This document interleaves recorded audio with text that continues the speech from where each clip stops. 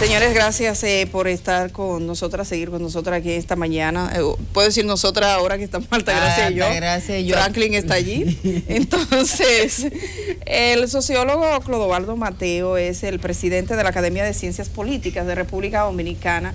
Sí me gustaría como que usted al comienzo de esta entrevista nos dijera de la academia. Yo personalmente me declaro ignorante hasta ayer de la existencia de una Academia de Ciencias Políticas. Conozco la Academia de Ciencias, que tiene más presencia, pero que nos dijera cuándo se fundó y cómo opera la academia. Muy bien, yo diría de la academia de las más jóvenes que hay en el país.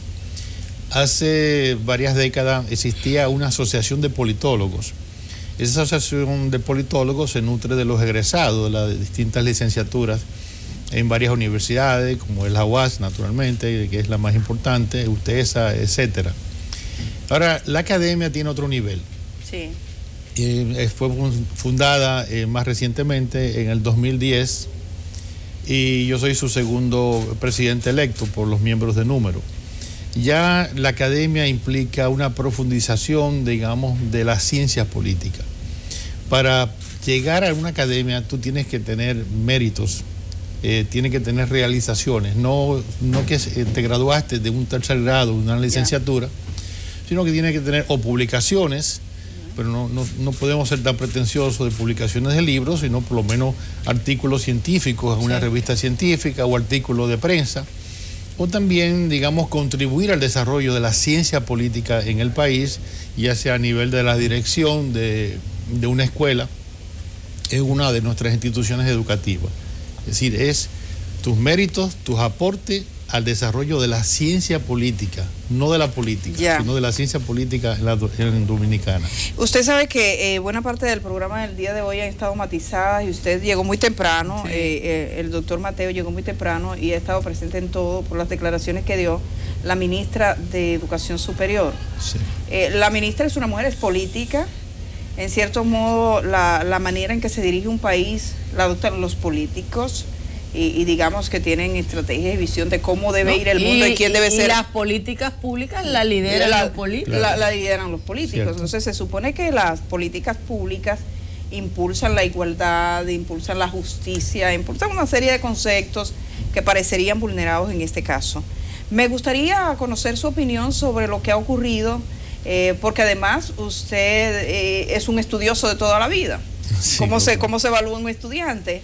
Me gustaría conocer su opinión. ¿Qué piensa usted de lo que Bueno, nosotros somos un pueblo que hay otra nación que se asemeja mucho a nosotros, que es Brasil, su composición étnica. Nosotros somos un pueblo de mulatos, de mestizos y de zambos. Esa palabra se utiliza más en Venezuela, que es la mezcla entre el aborigen con el negro. También en alguna medida se dio en la isla de Santo Domingo. Y ahí están los estudios realizados primero por la Universidad de Río Piedras en Puerto Rico y por el Instituto Smithsoniano también, de reciente publicación. Yo creo que nuestra riqueza, siguiendo a un pensador, filósofo mexicano, Leopoldo Sea, es no saber valorar que nuestra belleza es ser eso, ser híbrido, ser mestizo. Nosotros tenemos tres madres: la madre española o europea, la madre africana y la madre aborigen, indígena. Entonces, fruto de ese crisol, de esa mezcolanza, es lo que somos y debemos valorar aquello. Entonces, no debe haber discriminación para la educación ni por sexo, ni por condición económica, ni por preferencia, digamos, ideológica o preferencia de minoría, sino realmente que la persona sea apta, capaz para poder desempeñarse en un estudio de cuarto nivel, en su vertiente de especialidad, maestría o doctorado. Pero en un país como es nuestra estructura, digamos, de nuestra composición de raza, de este crisol dominicano, no debe haber ningún tipo de marginación. Además, me refiero en los años finales del 60 y los 70, que se popularizó los afros. No solamente nuestros cantantes, sino también parte de la belleza universal Venía por ese pelo que se hablaba de pelo bueno, pelo malo, no sé por qué no hay ninguna diferencia, pelo es pelo. Pero ese es un concepto dominicano, profesor. Sí, o como sea, era el de indio claro, indio oscuro, que también afortunadamente desapareció. De la cédula al menos. Sí. De la cédula, que lo tenía. De la vieja cédula. De la vieja cédula. pero Sí. sigue el indio. En la cédula sigue el indio. Pero el hecho es como todavía en un país de mayoría mulata te condiciona tu posibilidad de desarrollo personal el ser como es la mayoría. Claro. O sea, cómo se desarrolla una sociedad donde se actúa en contra de lo que es la mayoría. Es penoso, y sobre todo en un país nuestro que hemos tenido notables ejemplos, digamos, por ejemplo, en el campo de la medicina, Heriberto Peter, uno de los grandes cancerólogos, era una persona de color. No digamos de nuestros artistas, de nuestros jugadores de béisbol. Lamentablemente, algunos de ellos han querido blanquearse, como el caso conocido de Sammy Sosa, quizás emulando un poco a Michael Jackson, el cantante y bailarín norteamericano. O buscando ser aceptado en círculos, que como estos, que lo vean bien, que lo vean como una chulería. Pero realmente yo creo que hay que volver a valorar, digamos, la persona independientemente de su figura, digamos, de su condición, de su presentación. Un estudiante sea valorado por cómo está vestido, se ve como un buen estudiante. ¿Cómo se sabe cómo estamos frente a un buen estudiante? Yo vi que se utilizaba mucho la palabra desaliñado. ¿Usted se imagina si Albert Einstein le hubieran impedido entrar a un laboratorio? Entonces, la figura que todos tenemos de Albert Einstein es bastante desaliñada, ¿no? Nunca lo vi peinado. No hay ninguna foto de Albert Einstein que estuviera, digamos, con brillantina o con el pelo aplastado. Con el pelo acotejado. Porque el tipo no se peinaba. Sí, no se peinaba. Bueno, pero vamos a pasar a otros asuntos, el doctor Mateo. Recientemente nosotras hemos estado aquí dando seguimiento a lo que está pasando en varios cabildos del país. Síndicos que ya se van, los regidores que terminan, se aprueban para sí pensiones, aumentos de salarios para que las pensiones les salgan mejor. Ahí vemos una protesta, por ejemplo, en el municipio de Moca. También hemos tenido... se han aprobado en Moca, Bonao, San Francisco de Macorís. Aquí lo intentaron con una ley una ley que obligaba a permanecer a todos los empleados en la administración. ¿Hasta dónde la acción individual de los políticos trastorna la vida? Es penoso esa situación cuando tenemos en el país servidores públicos, maestros, enfermeras, digamos, cualquier empleado en el sector público que se pasa 30 y 40 años, se jubila con una pensión que en pocos años se lo traga la inflación. Entonces, personas que están durante 4 años, durante 6 años, por un breve periodo, buscarse el 100%, digamos, una burla al país. Y esa burla viene aconteciendo desde hace ya mucho tiempo. Nosotros, siendo un país del tercer mundo, un país pobre, hay funcionarios en una superintendencia, en algunas instituciones que tienen sueldo como si estuviéramos en Francia, Inglaterra, en los Estados Unidos, equivalente, si se hace la conversión de pesos a dólares o a euros. Es un contrasentido, es algo realmente criticable, que se quiera aprovechar, digamos, eso es una continuidad, digamos, del criterio del patrimonialismo que existe en el Estado, el concepto de botín. Llegamos aquí, ya nos vamos a aprovecharnos al máximo, porque ya no vamos a volver a las estructuras gubernamentales y tenemos que sacar el mayor provecho. Naturalmente los que se van, si hubiera algo de estado de conciencia, de cultura política, pues serían penalizados al no otorgarle el voto.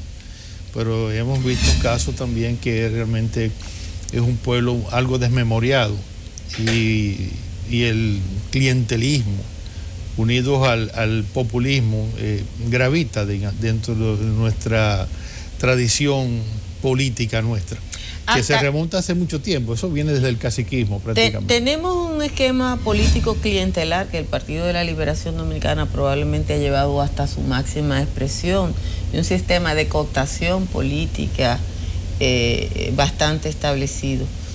¿Hasta dónde es posible, doctor, la supervivencia de esta situación de cooptación, de clientelismo, de control del aparato del Estado, del PLD, sin que República Dominicana se aboque a una crisis como ha pasado en otros países de América Latina. Sí, no, la crisis la vivimos de una manera permanente. Yo lo que, desde el punto de vista de la ciencia política como politólogo, yo creo que es un problema de educación. La democracia se educa para la democracia.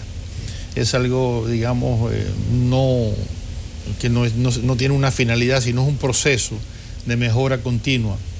Pero si las organizaciones llamadas partidos políticos cerraron sus escuelas de cuadros, sus escuelas de formación, si no hay una educación cívica, si no hay una educación sobre valores, sobre la moralidad, sobre el deber ser de la actividad política, realmente lo que está, digamos, es el inmediatismo, es una especie de pragmatismo de beneficio, pero las utopías, las quimeras, el idealismo para realizar algo, digamos, más positivo hacia el país se ha perdido lamentablemente. Bueno, y esto que pasó o está pasando en los cabildos estuvo precedida también por la decisión de los senadores y los diputados de modificar una ley interna que le permite disponer mensualmente de prácticamente 50 millones de pesos del presupuesto que pagan los dominicanos para un plan de pensiones interno de ellos mismos. Sí. Uno se pregunta cuando estas cosas ocurren y entonces dice, bueno, tal ayuntamiento, tal cabildo, tal localidad, Cámara de Diputados, Senado de la República, ¿cuál es el rol que juegan los partidos políticos como instituciones que uno no ve que ni siquiera se expresan de esto que pasa?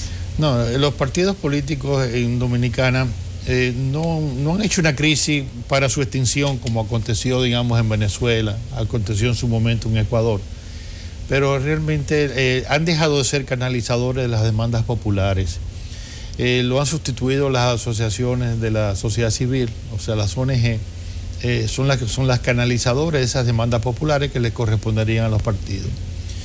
Lamentablemente el partido político se ha constituido en Dominicana como la vía más rápida de ascender socialmente, como fue en los siglos XVIII, siglo XIX y parte del XX en España. Y no podemos negar también las influencias que tenemos de Europa, como constituyó, digamos, las Fuerzas Armadas o la Iglesia como elemento de ascensión social. Ya hoy no lo ves, no es tanto. Ahora el partido político es la vía más rápida de descenderse de un burro y subirse a una jipeta sin pasar, digamos, por los tramos intermedios. ¿Qué imagen? La bicicleta, el carro usado, pues, exacto. Pero es una imagen gráfica bastante... Sí, no, pero es la gradualidad que yo, como no puedo negar, en mi condición de clase media, nos educaron, nos enseñaron, ¿entiendes? Que se va ganando puestos, ganando mejoría, pero dar esos saltos tan bruscos. Y la vía del partido político ha demostrado, y hay el ejemplo de que personas meteóricamente se hacen de dinero. Pero eso tiene que tener un costo institucional, que la estructura que en el resto del mundo cumple un papel en República Dominicana sea excepcional. O sea, los partidos tradicionales han dejado de representar a la población pero sin embargo aquí hay una variedad de grupos, de organizaciones que no necesariamente son ONG, que tienen una gran actividad en la defensoría de los derechos. ¿Por qué no se puede traducir la defensoría de derechos en la creación de estructuras políticas para defenderlos? Tienen que ser nuevas. Nos guste o no nos guste, por ejemplo, en España se rompió, digamos, la tradición del Partido Popular y el Partido Socialista Obrero Español. Surgieron nuevas fuerzas. Yo veo difícil en Dominicano la emergencia de nuevas fuerzas. Aquí hay 26 partidos aproximadamente, con 10 millones mal contados de dominicanos. México tiene 100 millones y tiene 10 partidos. Entonces, indudablemente una organización tiene que nacer pequeña y va creciendo, se va incrementando, como pasó con el PLD también, que cuando abandonó el criterio de matadero electoral y se convirtió en un partido del sistema, gradualmente fue creciendo hasta llegar al poder, pierde el poder y vuelve al poder. Pero aquí tenemos organizaciones que tienen 30 años y no crecen. No crecen, buscan todos los mecanismos para o abstenerse o aliarse con un grande, aliarse con otro grande. Son partidos LAPA. Sí, partidos rémoras y eso. Y Pero no se le puede prohibir tampoco el hecho, la libertad de que alguien pueda crear una fuerza, una nueva agrupación política, que de hecho tiene que surgir porque el liderazgo de relevo ya ha nacido y no lo saben. Ese liderazgo de relevo, me refiero de los tres grandes líderes del siglo pasado, Bosch, Balaguer y Peña Gómez, ya está. Pero uno está con un Partido de la Liberación Dominicana que tiene un control absoluto de la sociedad. No solo el control del Estado, no es solo el control del sistema de justicia y del Congreso. El Partido de la Liberación Dominicana ha generado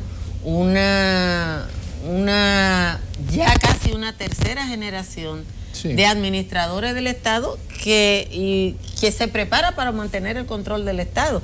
Nosotros pasamos hoy, por ejemplo, que ya los nietos de los ministros, no los hijos de los ministros, son mandados a educar afuera y están ocupando posiciones de dirección en el Estado. ¿Se puede romper con un control preparado a tan largo plazo? Claro que se puede romper con totalitarismo, con dictadura, se puede romper con autoritarismo y digamos ir a esta imperfecta democracia o de mayor apertura de participación.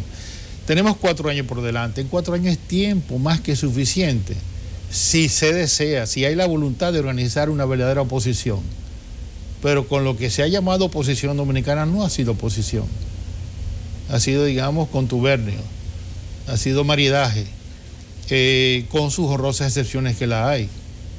Pero al perderse lo ideológico, hay un pragmatismo en que los tres grandes se convirtieron en trillizos. ¿Cuál era la diferencia entre uno y otro? Realmente puede ser. Por eso se unieron con tanta facilidad todos. Sí, no, y por eso el transfugismo se fomentó. Entonces, y se da el fenómeno, yo espero que la ley de partido, una verdadera ley de partido se apruebe, donde no que se pueda impedir el transfugismo, pero por lo menos que se le impida durante las elecciones más inmediatas poder postularse. Bien. Hay muchos mecanismos que podemos fomentar, digamos, un desarrollo de una oposición adecuada, una oposición de altura, en que se eleve el debate político, que hay que ver un poco las cosas en perspectiva futura e inmediata, no a lo que ha pasado, pues santo remedio, hay cosas que se pueden arreglar, enmendar, no olvidar, ¿entiendes? Pero si en 4 años más adelante, porque no hay otra vía de acceso al poder, ni por la lucha armada, ni por la vía insurreccional, ni por la vía de un golpe de Estado, sino dentro de este sistema, con todos sus defectos que tiene, que es la elección. O sea que si en 4 años no existe en Dominicana una fuerza que se pueda constituir, digamos, como una alternativa, la verdad que no, yo creo que sí se puede dar, porque el movimiento pendular se dio, el PLD abandonó el poder también, en un momento perdió y luego volvió. Pero no tenía el control del Estado que tiene ahora, no era el dueño hasta del sistema electoral. Por ejemplo, y es bueno verlo, hasta el Consejo de la Empresa Privada está planteando la necesidad de una revisión de todo este esquema que tenemos. ¿Usted cree que eso es posible con el control del Estado? ¿O le puede preocupar al PLD ceder un espacio de poder para crear algún mínimo de institucionalidad democrática? El que tiene el poder no lo va a ceder ni lo va a compartir. La obligación de la oposición y de los sectores de la sociedad, sectores empresariales, industriales, es organizarse. Si no hay organización, no hay un estado de conciencia, la oposición no será efectiva. ¿Entiendes? Y siempre habrá precios para los que se manifiestan, digamos, disidentes. Creo que hay espacio y hay tiempo para hacer algo ordenado, algo coordenado y ofrecer una alternativa para evitar el continuismo, que no favorece a nadie el continuismo, ni en este país ni en ninguno. Ya hablando del continuismo, estamos a la vuelta de la esquina para que tome posesión las autoridades, que en definitiva son casi las mismas en el Senado de la República, en la Cámara de Diputados, en muchos cabildos del país. Por el acuerdo político se hizo entre el PRD y el Partido de la Liberación Dominicana, y en el ámbito gubernamental del Ejecutivo. ¿Cómo ve usted estos 4 años que comenzarán para el presidente de la República de modo particular?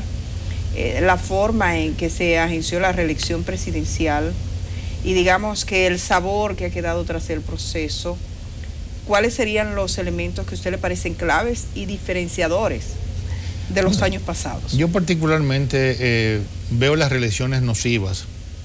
Incluso la primera forma de democracia, que fue la de los griegos, no aceptaban la reelección. Aquella democracia minoritaria, elitista, si se quiere, del grupo de los ciudadanos, no había reelección. Las distintas formas de presentarle, que si consecutiva, que si alternativa, que si copiamos el modelo norteamericano, todas son nocivas. Ahora bien, el presidente actual tiene la oportunidad histórica de hacer un modelo que rompa con ese presidencialismo enfermizo que nos damos los dominicanos, que es una caricatura del presidencialismo norteamericano. Porque no somos un país de tradición parlamentaria, somos presidencialistas. Pero esa posición de que la varita mágica, de que todo lo soluciona, ese poder taumatúrgico que tiene el presidente, lo podría, ojalá tome conciencia de decir, bueno, este es mi segundo y último periodo, vamos a hacer lo mejor posible. Aquí nunca ha pasado, profesor. No, pero yo simplemente expreso un deseo. Pero ¿qué podría hacer? ¿Por qué no podría hacer lo siguiente? Que como existen los modelos presidencialistas, que se reúna el gobierno a través de consejos de ministros y consejos de gobierno, y ya sea mensual o quincenal, que veamos al presidente como la máxima figura de la administración pública. Pero es que aquí los ministros no toman decisiones. Bueno, aquí el capitán de policía de Tenares dice, por disposición expresa del honorable señor presidente de la República. Lo que fuimos reporteros, Edith y yo fuimos reporteros mucho tiempo, sabemos que si mandan una nota de prensa diciendo el presidente de la República inaugurará 100 letrinas, nosotros lo vimos eso. Ya. Pues mira, es un problema de educación, de formación, es decir, romper ese mito, esa aureola, digamos, de que Horacio Vázquez aunque entre el mar, o que Balaguer aunque se equivoque es parte de una estrategia. Hay que romper eso de lo insustituible, de las personas que son los únicos. Cada sociedad tiene mucha gente buena, mucha gente capaz, mucha gente honesta. Entonces es la oportunidad que él tiene, como te digo, de crear un gobierno donde se reúnan 18 o 20 ministerios en que reagrupe, por ejemplo, todas esas direcciones generales, todos esos departamentos que hacen lo mismo. ¿Cuántas instituciones aquí se ocupan de transporte? ¿Cuántas hay de agua potable? ¿Cuántas hay de construcción de vivienda? Reúna todo eso en 15 o 18 o 20 ministerios. Eso se ve muy difícil porque ahora hay más gente. Digamos un sueño, ¿verdad? Ahora, lo que pasa es que ahora, en los últimos 2 años de gobierno de Danilo Medina, la nómina creció en más de 125,000 personas. Sí. Y ahora viene el PRD que tiene que buscarle espacio. O sea, hay más gente que para ese es comer. el problema, por eso que destruimos nuestra riqueza. Pensemos en la riqueza que se estatizó aquí después de la dictadura. Al duplicarse, al triplicarse la empleomanía, la destruimos, la descuartizamos. Toda esa riqueza que había en más de 50 o 60 industrias. Bueno, ya no hay industria. Ya no hay nada. De aquellos se los repartieron. Entonces, pudiéndose haber hecho un gobierno congestionario, jubilando ya lo que había que jubilar y pensionar, y haber creado como propietario, como accionista a los empleados. Y la forma tripartita era los empleados, el gobierno, más la apertura al sector privado, ya fuera nacional e internacional, para incorporar nuevas tecnologías. Pero eso no se pensó, simplemente fue el clientelismo, duplicar, triplicar la empleomanía en las empresas, y lo mismo pasa en la administración pública, en la burocracia. Bueno, el doctor Clodovaldo Mateo, gracias por estar esta mañana aquí con nosotras. Ya tendremos ocasión de seguir conversando. Con muchísimo profesor gusto. Es profesor académico y además preside la Academia de Ciencias de la República Dominicana. De Ciencias Políticas. De Ciencias Políticas, perdón. Lo dejé en Ciencias, sí, que es otra. Academia de Ciencias Políticas. Lo dejamos en la costumbre, lo dejamos en este momento.